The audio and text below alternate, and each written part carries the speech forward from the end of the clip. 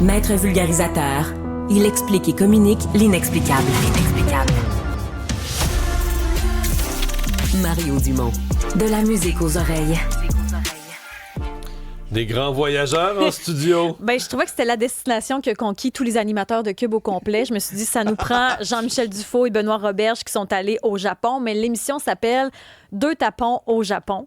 Donc, c'est une émission sans prétention et ils sont en studio. Bienvenue chez nous. C'est formidable. Deux tapons sur nos fauteuils. Formidable. Mais c'est vrai que le ton est assez léger de cette nouvelle émission sur Évasion qui commence le 8 juin. Pour moi, c'est un cadeau du ciel qu'on a accepté, ce titre-là. Idée de Jean-Michel. Titre de travail. On s'est dit, la chaîne va dire non. La chaîne a sauté là-dessus. Parce que ça rime, là. C'est une rime parfaite. Tapon Japon. Ça nous décrit parce que, en tout cas... Des fois, on est un peu tapon, mais notre but, c'est de ne pas être des tapons au Japon. Parce qu'il y a beaucoup de codes. Est-ce que vous parlez d'Alexandrin tout le long de la... tout le long de la série? Je pense que oui. Presque. Mais puis aussi, quand les gens nous voient, ils disent, c'est bon parce qu'ils disent, t'es pas avec l'autre tapon, il est où l'autre tapon? Tu sais, ça accroche. Il y a même un jingle où on chante le Deux tapons au Japon. Oui. Mais vous avez quand même des découvertes. Vous faites des découvertes. Des fois, vous avez des petits problèmes de code, mais vous l'expliquez, vous le nommez, vous l'adressez.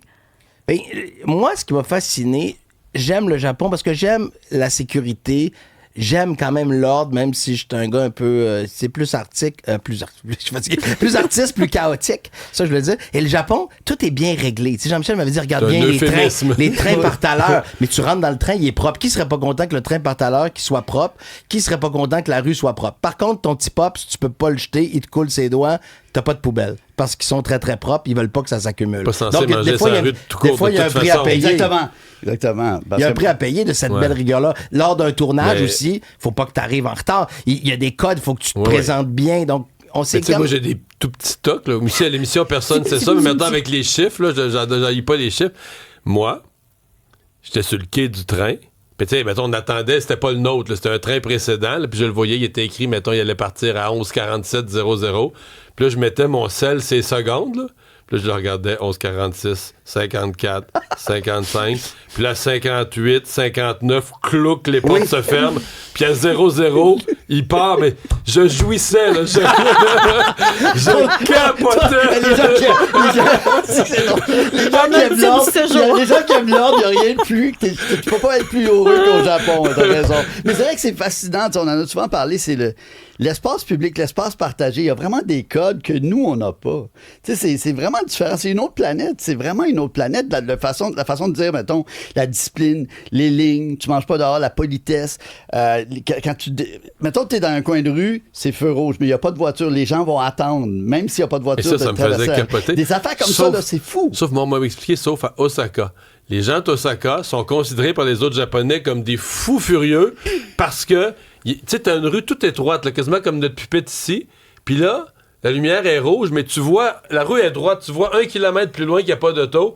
Ben à Osaka, ils traversent sa route. Alors qu'à Montréal, tu te poses même pas... En fait, partout sur Terre, tu vois, il vient personne, je passe. Mais partout au Japon, ils arrêtent. Mais à Osaka, ils passent pareil, puis les autres Japonais disent c'est pas des vrais Japonais, eux autres, là, ils font n'importe quoi. Ils disent que c'est la ville la plus latine. Ouais. C'est comme une ville latine, une ville portuaire. Mais comment t'expliques ça qu'on était là-bas? Moi, je connais, tu sais, je suis Jean-Michel. Comme je disais, moi, je suis le faire valoir, je le suis, tu sais, je dépends de lui, l'horaire, me lever, comment entrer dans ma chambre, comment prendre l'avion, où donner le passeport. Et là, on arrive à Osaka, je sais pas, je connais pas. Puis on dirait que je me sens mieux ici, je me sens plus chez nous. Et après, ils me disent, ils sont plus toucheux, plus d'humour. Eux, ils vont se défendre comme ça, sont plus le fun. Ils disent Tokyo, trop rigide. C'est quand même drôle ce que tu dis parce que ça nous ressemble plus. Puis je me sentais une connexion. Ça a été ma ville préférée des 10 épisodes qu'on a fait. Il y a beaucoup de gastronomie aussi dans ce que vous faites. La nourriture est partie prenante. C'est important. Quand Jean-Michel dans le décor, c'est rare qu'on mange pas une bonne petite bouchée. Ah non, je me trompe-tu en voyage? Mais ça fait pas. Écoute, je ris pas de toi. Moi, en voyage, le goûter les produits locaux, c'est quasiment à la base du voyage. Là. Même des machines distributrices, ça se passe. Hey, ça, c'est incroyable. Ça, c'est fou, non, le Japon, c'est un énorme coup de cœur. Là. C'est fascinant que les machines... T'as ton plus beau souvenir. Il y a deux affaires. Dis ton plus beau souvenir. Il y a des endroits où c'est comme des gâteaux de chef. Là. C'est pas des petits gâteaux minables. Là. C'est comme un chef pâtissier que tu peux acheter dans la machine. Mais le truc incroyable, c'est à Takayama ou à Gero. tu peux acheter des steaks. Dans Tu peux acheter dans les machines distributrice. qui sont congelées, mais à l'heure que tu veux, tu dis je fais un barbecue à 1h du matin, j'ai pas de steak, tu vas dans la machine distributrice, puis tu peux acheter des steaks, de la bonne viande japonaise. C'est fou. C'est fou. Ça avait l'air très bon, là. Ben, ça, le steak, j'ai pas pris. Mais les gâteaux étaient incroyables. C'est comme des gâteaux de pâtissier, mais que tu peux acheter dans une machine distributrice. Donc, si on revient à ce que vous avez fait, tournée du Japon, plusieurs villes, des découvertes.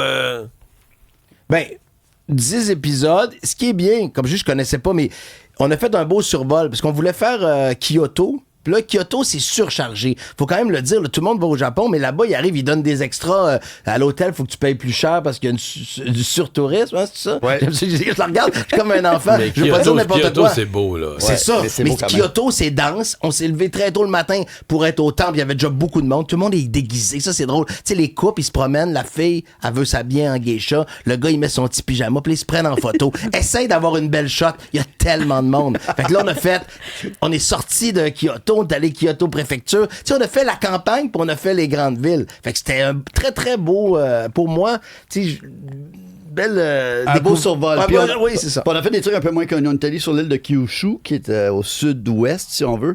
Puis on a fait Nagasaki, Fukuoka, puis Kumamoto, qui sont un peu moins touristiques. D'ailleurs, les gens disent que le Japon, il y a du surtourisme. Il y a du surtourisme à certains endroits. Mais il y a plein d'endroits où il n'y a pas de touristes, dont les 3 dernières destinations qu'on a faites sur l'île de Kyushu. Puis ça a été un gros coup de cœur aussi, parce que là, c'est le Japon authentique, un peu moins connu. Mais on a fait Nagasaki, on a fait Hiroshima, comme il disait, on a fait Kobe, on a fait Nagasaki, on a fait Nagoya, qui est une ville industrielle, mais moi que j'aime toujours des villes un peu champ gauche, zéro touristique. C'est là que c'est, par exemple, Toyota et le siège social, tout ça. On a fait un bel équilibre entre les incontournables, les must, mais aussi des villes un peu moins Ben, connues. je trouve qu'on apprend aussi parce qu'il y a comme des façons, quand vous allez au restaurant, des façons d'être plus poli, de recevoir. Il y a comme des codes qu'on connaît pas nécessairement ici, là. C'est un pays de code. Faut beaucoup saluer. On dirait que tu seras jamais trop poli.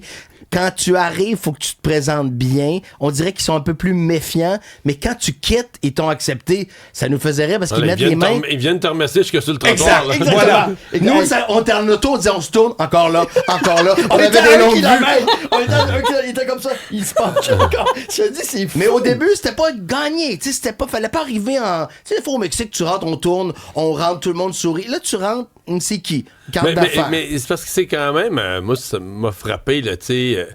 T'es vraiment dans une autre civilisation. Tu sais, tu vas en Europe, tu dis qu'on est... Tu vas dire, ça fait 400 ans, mais on est des descendants européens. Il y a des affaires de base de la vie qui sont restées à travers les générations.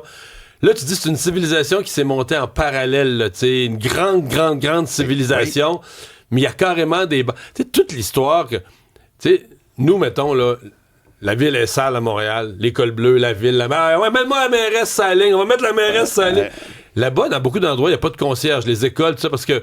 Eux-mêmes. Ben oui, les enfants, tu ne salis pas ton école, chaque enfant se ramasse, essuie. Il n'y a pas de notion qu'une tierce personne va devenir le responsable de la propreté du lieu. Exactement.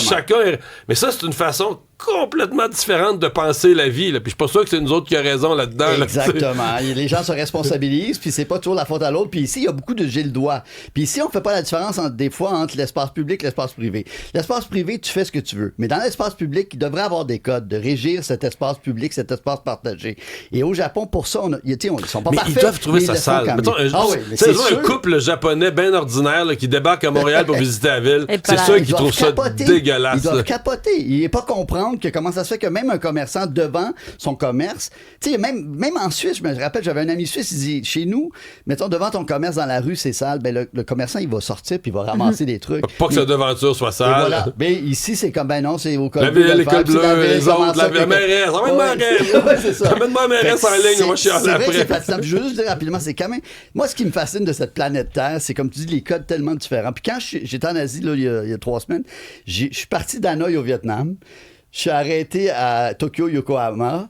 Et après ça, je suis arrivé à Montréal. Puis là, je me disais, c'est comme 3 planètes sur la même planète. Tu sais, de l'espace public, l'espace partagé, la propreté, les transports en commun, les infrastructures. 3 planètes. Je te dis, tu vas de Hanoï au Japon, là aussi, tu as un choc, là. C'est deux planètes. Là, Mais est-ce que ça vous a transformé, le Japon? Est-ce que vous avez ramené des choses de Oui, ça. mais il dit des souliers. Non, mais je veux dire que d'enlever le ses réflexe, souliers. oui. Parce que ils respectent tellement l'intérieur que même un petit hôtel modeste, le pyjama propre. Moi, j'aime ça. Puis j'ai vu Wim Wenders, je le conseille, Perfect Days, où tu sais, le gars, il vit dans un tout petit appart, mais vu que tout est bien plié, j'ai envie que chez nous, les t-shirts soient rangés, pas garder le minimum, que tout soit propre. Moi, c'est ça que j'ai gardé. Après, ça s'effrite un peu. Comme quand on vient, tu comprends? Dans l'application, c'est resté approximatif. Oui. Je comprends. Non, mais c'est vrai que des fois, c'est mélangeable, mais le truc, les souliers à l'extérieur. Mais après ça, tu vas dans la salle de bain, là, ils te passent des pantoufles. Mais là, dans la salle de bain, t'as d'autres pantoufles. Ils ont d'autres couleurs. Mais ressors pas du restaurant, de la toilette, comme on a fait avec les mauvaises pantoufles. Parce que là, tout le monde te pointe, puis ils rigolent, mais ils sont, tu sais. T'as les pantoufles de la salle de bain dans le restaurant. Oui. Là, c'est très mélangeant. Fait que ça, il faut vraiment. Oui. Mais quelle discipline! C'est fou. Mais c'est vrai que normalement, on devrait laisser nos souliers à l'extérieur parce que ça n'apporte que de la saleté, plein de choses. Ben, la saleté de la rue. Oui, et voilà, exactement. Alors, 2 tapons au Japon, c'est sur Évasion à partir du 8 juin. Exactement, 21h, 10 shows, et on est vraiment contents. Je trouve ça une belle série. Mais là, si vous refaites un autre show ailleurs, vous allez comme choisir comment votre titre?